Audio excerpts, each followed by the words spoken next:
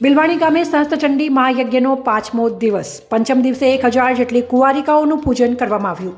1008 લલિતા સહસ્ત્ર નામાવલી તેમજ અષ્ટોત્તરની આહુતિ આપવામાં આવી। જાલોદ તાલુકાના બિલવાડી ગામે સહસ્ત્રચંડી મહાયજ્ઞનો આજે 5મા દિવસે સવારથી પૂજા શરૂ કરવામાં આવી હતી।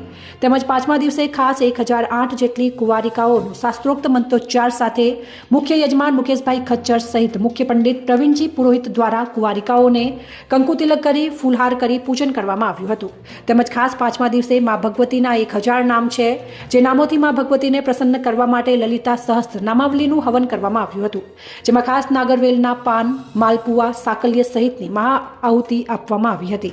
વિશેષ કરીને લલિતા સહસ્ત્ર નામાવલીમાં મા ભગવતીનું એક નામ આવે છે, જે નામ ઈચ્છા શક્તિ, જ્ઞાન શક્તિ, ક્રિયા શક્તિ, સ્વપિંચ્ય નમઃ।